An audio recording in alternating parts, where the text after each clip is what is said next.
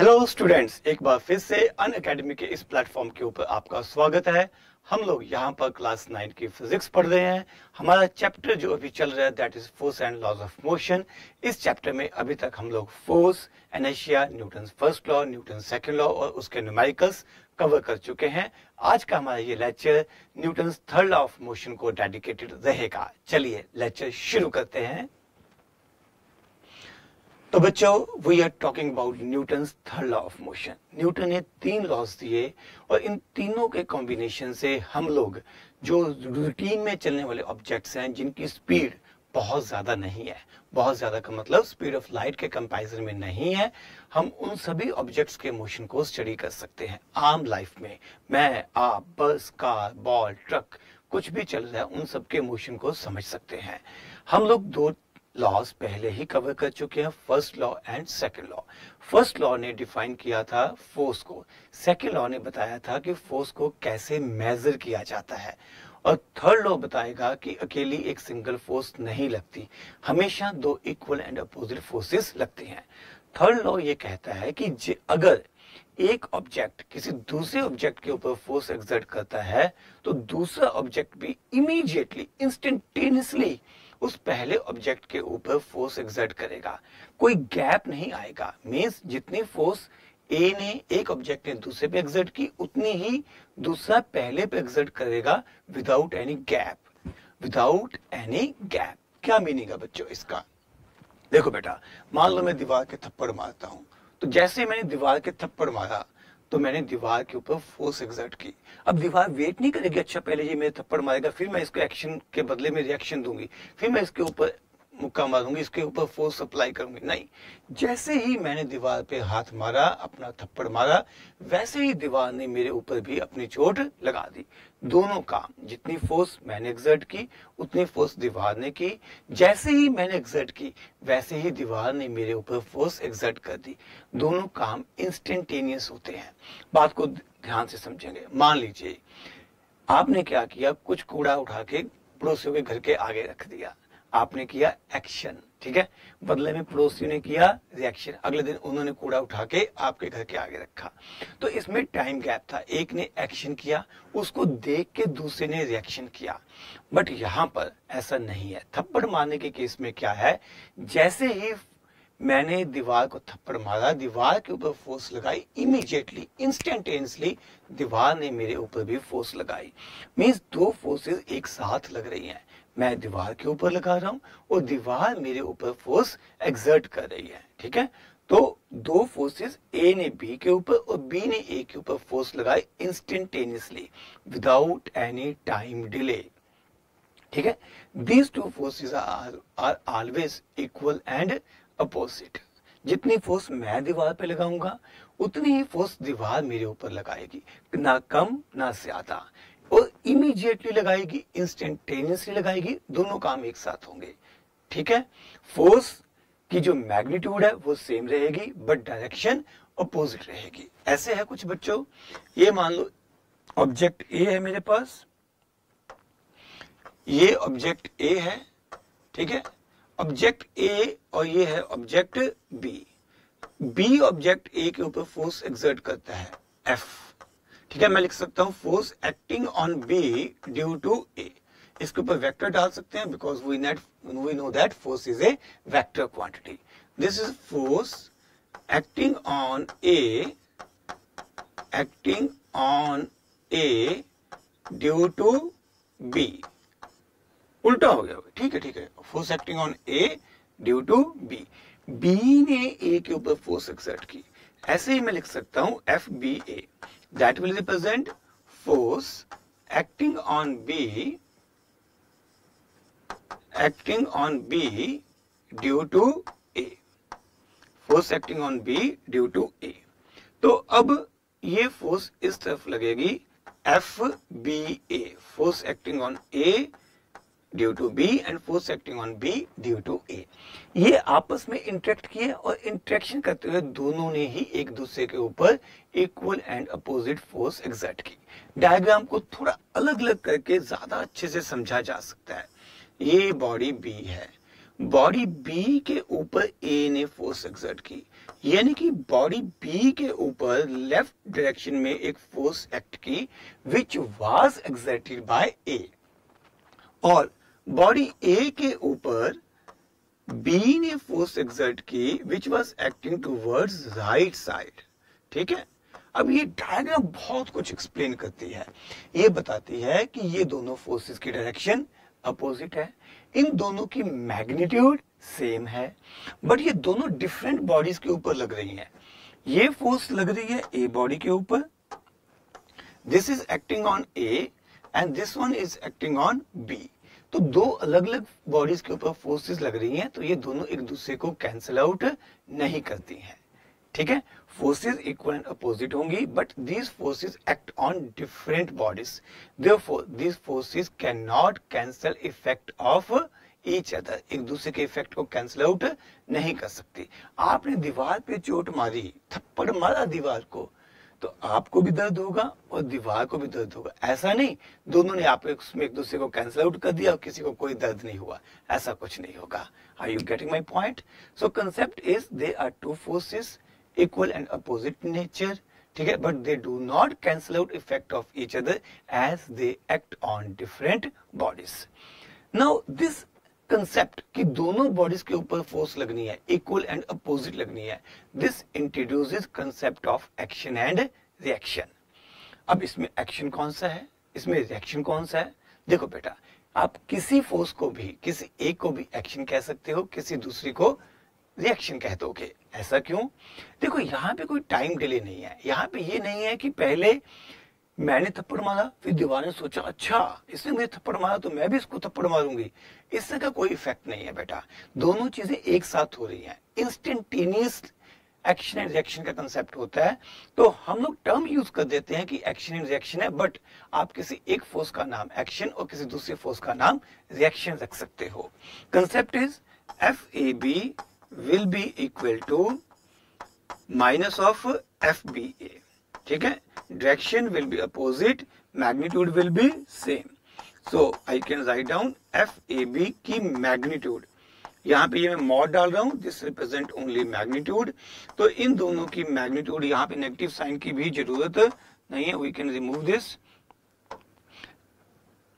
FAB is equal to FBA but only magnitude, ये जो side में मॉड डाले हैं दिस रिप्रेजेंट मैग्नीट्यूड, फोर्सेस की मैग्नीट्यूड बराबर होगी, दोनों एक दूसरे के ऊपर, दोनों बॉडीज एक दूसरे के ऊपर equal and opposite forces exert करेंगे, बट ये फोर्सेस आपस में एक दूसरे को कैंसिल आउट नहीं करेंगी।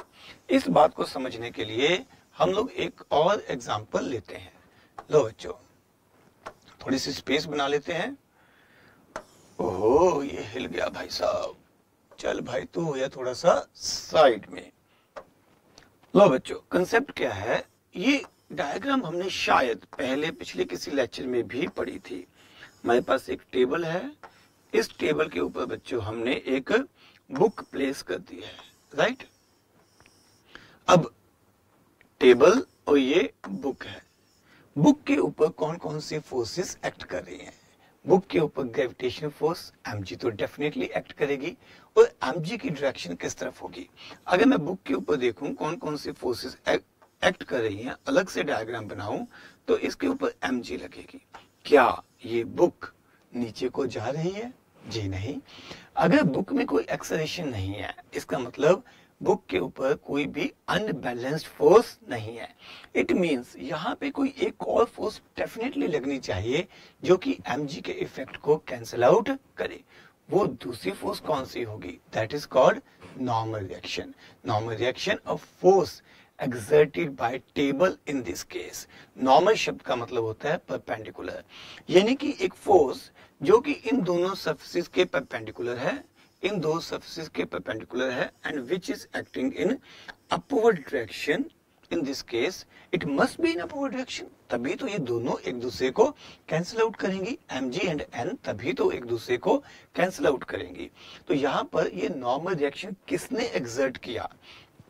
This is normal reaction by table on book। हम ये डायग्राम बना रहे हैं बच्चों, ये सारी डायग्राम बन रही है कि बुक के ऊपर कौन कौन सी फोर्सेस एक्ट कर रही हैं।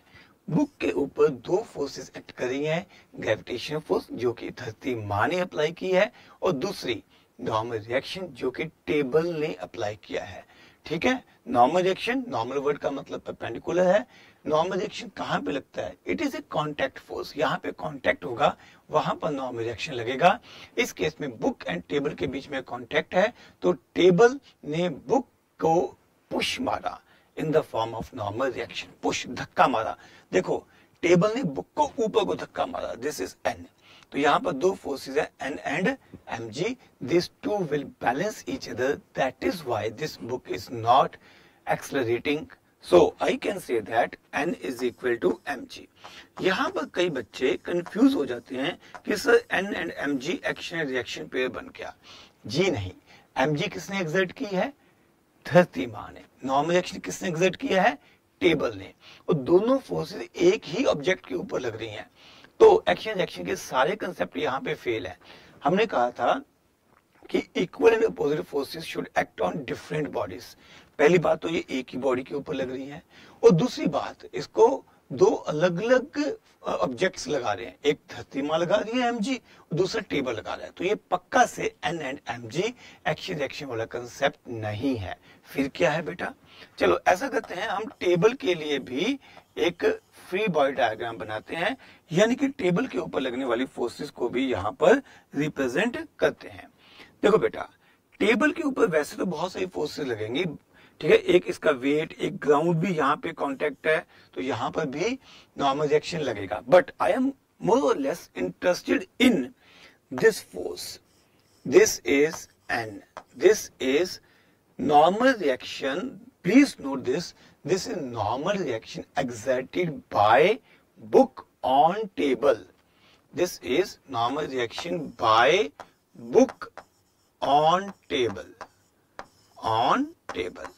अब आपको इन दो नॉर्मल रिएक्शंस के ऊपर फोकस करना बच्चों, this is my point of concern जो मैं आपको समझाना चाहता हूं। एक ये नॉर्मल रिएक्शन है और एक ये नॉर्मल रिएक्शन है। ये जो दो नॉर्मल रिएक्शंस हैं ये एक्शन रिएक्शन पेयर बना रहे हैं। ये देखिए, ये क्या था? नॉर्मल रिएक्शन किसने एग्जर्ट किया? By table. किसके ऊपर? On book. ये क्या है? By book on table. Direction देखो, एक की ऊपर को है, दूसरे की नीचे को है, दोनों की मैग्नीट्यूड मैंने सेम रखी है ना? तो यहां पर देखिए मैग्नीट्यूड सेम है, डायरेक्शन अपोजिट है, equal and opposite.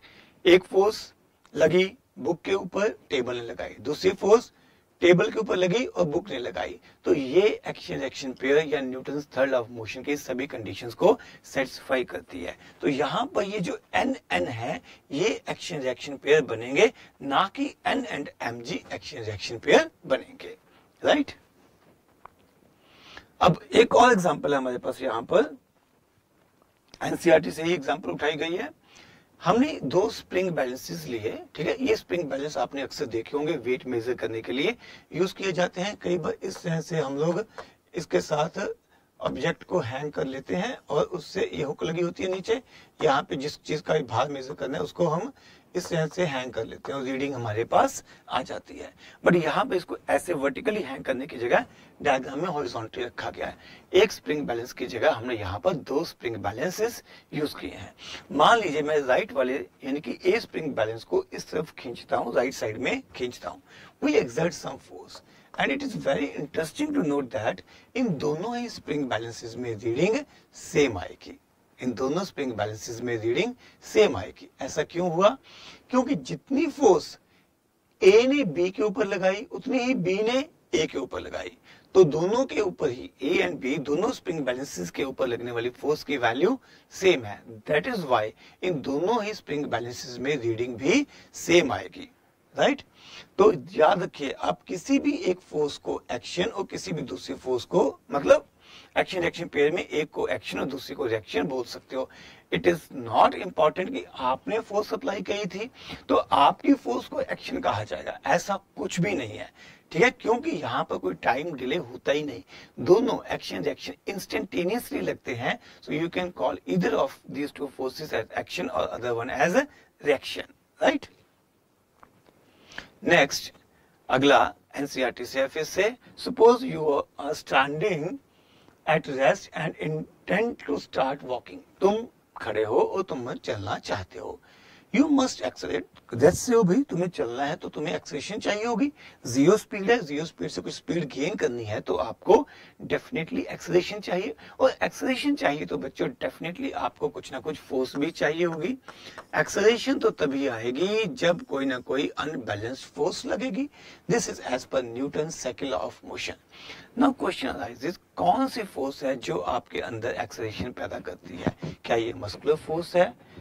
Muscular effort you exert on the road, आप जमीन को धक्का मारते हो, नीचे को पुश मारते हो, क्या ये वो फोर्स है? Is it in the direction you intend to move? क्या जो आप मस्कुलर फोर्स है वो उसी डायरेक्शन में है जिस डायरेक्शन में आप मूव करना चाहते हो? Just look at the scenario. आप क्या करते हो? आप पीछे को धक्का मारते हो। मेरे पास अगली स्लाइड है, उसमें बढ़िया समझ में आएगा। ये कहानी देखिए बेटा। कहानी कुछ ऐसे है कि आप जब चलना चाहते हो तो आप धक्का मारते हो रोड को पीछे की तरफ। आप पीछे की तरफ धक्का मारते हो मींस यू आर पुशिंग, ठीक है, ग्राउंड। आप ग्राउंड को पुश करते हो पीछे को। ग्राउंड एक्शन का बदला लेती है, एक्शन का बदला रिएक्शन, खून का बदला खून, और एक्शन का बदला रिएक्शन। आपने ग्राउंड को इस तरफ धक्का मारा तो ग्राउंड आपको अपोजिट डायरेक्शन में धक्का मारेगी, इस सेंस से धक्का मारेगी। सो अगर आपके दोबारा लगाई गई फोर्स को एक्शन बोल दिया जाए तो जो ग्राउंड आपको देगी उसे आप क्या बोल दोगे? रिएक्शन बोल दोगे। अब देखो आपको फोर्स आगे को मिलेगी। ये फोर्स किसने दी है? ये फोर्स आपको दी है ग्राउंड ने। यानी कि आप आगे को चल पा रहे हो because of the reaction given by ground against your action. ठीक है, मान लो ऐसा हो ही ना पाए तो आप आगे चल ही नहीं पाओगे। वो कब संभव है? मान लीजिए कि फ्लोर के ऊपर पानी या ऑयल गिरा हुआ है, आप एक्शन करने की कोशिश करते हो बट आपका पैर स्लिप कर जाता है।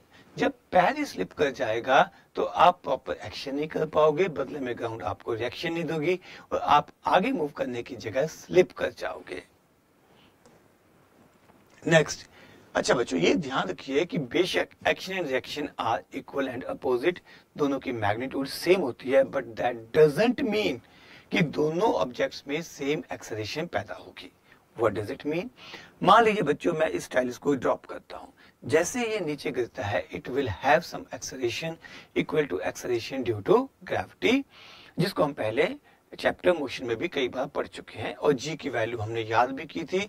हमने कहा था इसकी एग्जैक्ट वैल्यू होती है 9.8 मीटर पर सेकंड स्क्वायर, और अप्रोक्सीमेटली हम इसे 10 मीटर पर सेकंड स्क्वायर से लिख लेते हैं। ऐसा ही होता है। अब दो चीजें हमारे पास यहाँ पर, एक है हमारी प्यारी धरती माँ अर्थ, और दूसरा है ये पेन कह लो, स्टाइलस कह लो। अब अर्थ ने पेन को अपनी तरफ खींचा तो क्या पेन ने भी अर्थ को अपनी तरफ खींचा होगा? यस डेफिनेटली, यहाँ पर भी एक्शन रिएक्शन पेयर बनेगा। तो अर्थ को भी पेन अपनी तरफ खींच रहा है विद द सेम फोर्स। ऐसा करता हूँ, फिलहाल मैं इसको mg लिखने की जगह मैं लिख देता हूँ जैसे force exerted by earth on pen. तो अब उतनी ही फोर्स पेन एक्सर्ट करेगा ऑन अर्थ के ऊपर। Force exerted by earth on pen is equal to force exerted by pen on earth। ठीक है, ये दोनों फोर्सेस इक्वल एंड अपोजिट होंगी तो इनकी मैग्नीट्यूड्स पक्का से बराबर होगी। अच्छा, जब मैं पेन को रिलीज करूंगा, छोड़ दूंगा, तो पेन ही नीचे जाएगा, क्या अर्थ ऊपर आएगी? ऐसा कभी नहीं होता, अर्थ कभी ऊपर नहीं आती। कारण क्या है बच्चों? समझिए, डिफरेंस ऑफ मास। पेन का मास बहुत कम है as compare to mass of earth. Force का फॉर्मूला क्या होता है हमारे पास? Mass into acceleration. दोनों ऑब्जेक्ट्स के ऊपर लगने वाली फोर्स की वैल्यू सेम है। कितनी? एग्जांपल ले लेते हैं, पेन का मास 100 ग्राम मान लें तो पॉइंट लगभग 1 न्यूटन है। ठीक है, तो अप्रोक्सीमेटली ये मान लीजिए 1 न्यूटन फोर्स है जो पेन के ऊपर एक्ट कर रही है। उतनी ही फोर्स पेन अर्थ के ऊपर एक्सर्ट कर रहा है, तो 1 newton is equal to mass into acceleration. इसका मतलब जो मेरे पास 1 न्यूटन में यूनिट्स हटा देते हैं तो 1 ही रह जाएगा, तो एक्सेलरेशन की वैल्यू क्या बन जाएगी? 1/m। ये 1 यानी कि एक्शन रिएक्शन वाला 1 है, ये 1 न्यूटन है, and it is same for both same for both earth and pen, इन दोनों के लिए ये सेम है। अब देखो अगर मास ज्यादा होगा तो एक्सेलरेशन कम होगी और अगर मास कम होगा तो एक्सेलरेशन ज्यादा होगी। अब देखिए अर्थ का मास क्या है, बहुत ज्यादा है, इसलिए अर्थ में एक्सेलरेशन बहुत कम आएगी। ठीक है, अर्थ का जो मास है बच्चों वो हमारे पास है 6 × 10⁻24 kg। इसके मुकाबले में अगर मैं पेन के मास की बात करूं तो ये 100 ग्राम में मैंने बहुत ज्यादा ले लिया है, तो 0.1 kg है।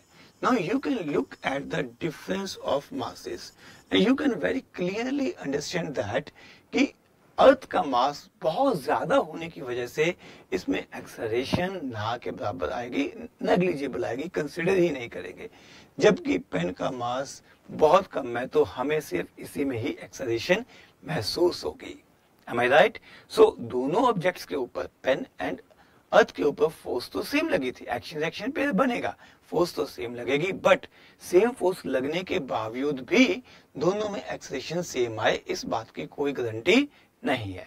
कारण है डिफरेंस इन देयर मासेस। अगर मास ज्यादा होगा तो एक्सेलरेशन कम होगी, अगर मास कम होगा तो एक्सेलरेशन ज्यादा होगी।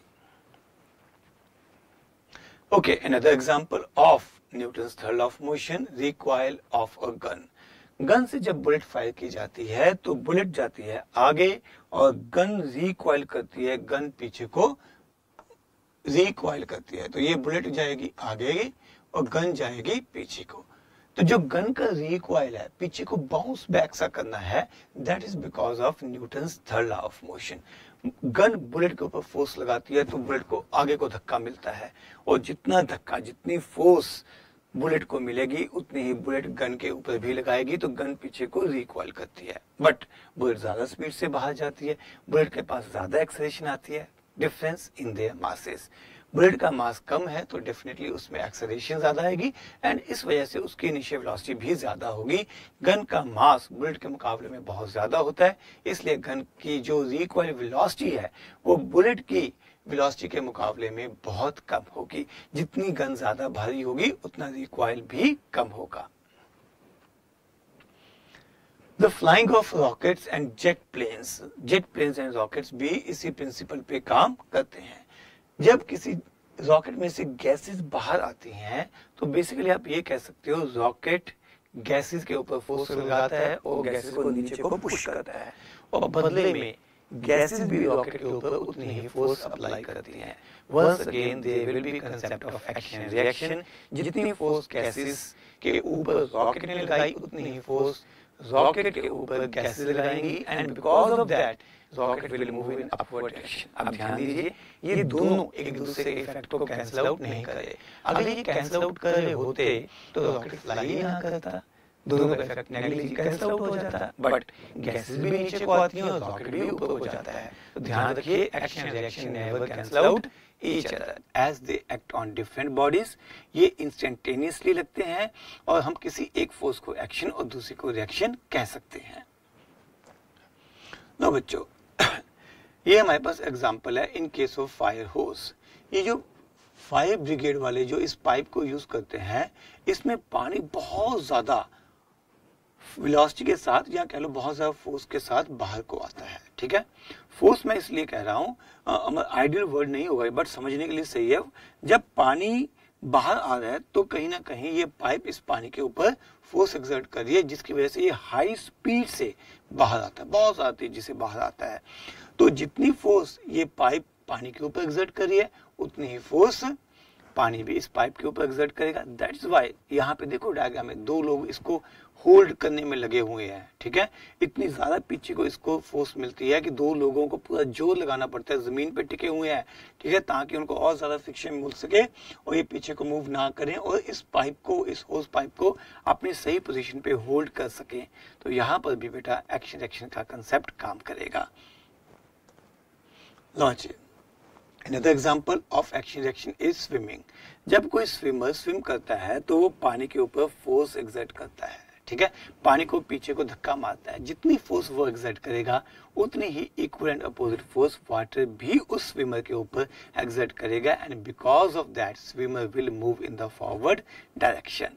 तो यहाँ पर मैन ने समझो एक्शन नहीं किया, वैसे मैं किसी को भी कह सकता हूँ, पर मैन ने वाटर के ऊपर एक्शन किया और बदले में वाटर ने मैन के ऊपर रिएक्शन किया, and man moves in the forward direction, water moves in the backward direction, right. Logic. A rubber ball rebounds when stuck from a hard floor. Ball rebound क्यों करती है, इसे समझने की कोशिश करेंगे। जब बॉल ग्राउंड से टकराती है तो बॉल ग्राउंड के ऊपर एक्शन करती है, ठीक है, ग्राउंड के ऊपर फोर्स एक्सर्ट करती है और बदले में ग्राउंड भी इस बॉल के ऊपर फोर्स एक्सर्ट करती है। तो ये जो एरो डाला है ये है इनिशियल वेलोसिटी का, बट यहाँ पर जब ये टकराएगी तो यहाँ पर ग्राउंड भी फोर्स एक्सर्ट करेगी। This is force by ground on ball, ठीक है, जितनी फोर्स बॉल ने ग्राउंड के ऊपर एक्सर्ट की उतनी ही फोर्स ग्राउंड भी बॉल के ऊपर एक्सर्ट करेगी। बॉल नीचे आ रही थी, ग्राउंड ने नीचे से इसको धक्का मारा और बॉल को बाउंस बैक कर दिया। बॉल के ऊपर क्योंकि अपवर्ड डायरेक्शन में फोर्स लगी, इसीलिए इसके मोमेंटम में चेंज भी अपवर्ड डायरेक्शन में आया, इसलिए इस बॉल की फाइनल वेलोसिटी भी अपवर्ड डायरेक्शन में हो गई। तो ध्यान रखिए एक्शन रिएक्शन कंसेप्ट कहाँ बन रहा है, जो फोर्स या जितनी फोर्स बॉल ने ग्राउंड के ऊपर लगाई उतनी ही फोर्स ग्राउंड ने बॉल के ऊपर लगाई, दोनों फोर्सेस एक साथ लगी, एक्शन रिएक्शन पेयर बना। These two forces will never cancel out each other as they act on different bodies. एक फोर्स ग्राउंड के ऊपर लगी और दूसरी फोर्स बॉल के ऊपर लगी। नेक्स्ट अनदर एग्जांपल, जब कोई पर्सन बोट से जंप करता है, ये हमारी एनसीईआरटी की लास्ट एग्जांपल होगी एंड परहैप्स इसके साथ हमारा ये लेक्चर भी खत्म हो जाएगा। तो यहाँ पर एक बोट, ठीक है, एक पर्सन बोट से जंप कर रहा है। जब पर्सन बोट से जंप करेगा तो ये इस बोट को पीछे को धक्का मारेगा, ठीक है, और बदले में बोट इस पर्सन को आगे को धक्का मारेगी। Person will move in the forward direction and boat will move in the backward direction, ठीक है। तो इसलिए अगर आपने कभी बोट से ऐसे चढ़े या उतरे हो तो आपको ध्यान होगा कि जो पर्सन है जो बोट चला रहा है वो एक बार, ठीक है, इस रस्सी से बांध के एक बार रुक जाता है, होल्ड करता है, नहीं तो बोट पीछे को चली जाएगी, सब लोग पीछे को चले जाएंगे और एक ही बंदा दूसरी तरफ से बाहर आ पाएगा, है ना। तो यहाँ पर भी एक्शन रिएक्शन कंसेप्ट होता है। Force is exerted by the man on the boat and similar equal and opposite force is exerted by boat on the man. यहाँ पे ध्यान रखिए, अगर कोई ऑब्जेक्ट मूव कर जाए तो एक्शन रिएक्शन के कंसेप्ट को उतना बढ़िया से फील नहीं किया जा सकता। जैसे मैंने आपसे कहा था कि आप ग्राउंड पे खड़े हो, ग्राउंड के ऊपर ऑयल गिरा हुआ है, आप चलने की कोशिश करते हो, अगर आपने फोर्स लगाई और आपका पैर स्लिप कर गया, अगर पैर स्लिप कर गया तब एक्शन रिएक्शन के कंसेप्ट को उतना बढ़िया से एक्सपीरियंस नहीं किया जा सकता। यहाँ पर भी अगर ये बोट चल पड़ेगी तो मैन हो सकता है कि शोर पे आने की जगह क्या हो, पानी में ही गिर जाए, ठीक है, क्योंकि बोट ही उसके साथ मूव कर गई। बट यहाँ पे definitely concept will be there कि force will be exerted by the boat on the man and force will be exerted by the boat on the man and man on the boat, दोनों concept रहेंगे। Action reaction concept सब जगह रहेगा। Two equal and forces, two equal and opposite forces will act on different bodies but they never cancel out effect of each other, right? लो बच्चों, इसी के साथ हमारा आज का ये लेक्चर यहीं पे समाप्त होता है। अगले लेक्चर में फिर से मिलेंगे, तब तक के लिए नमस्कार, सत श्री अकाल, आदाब।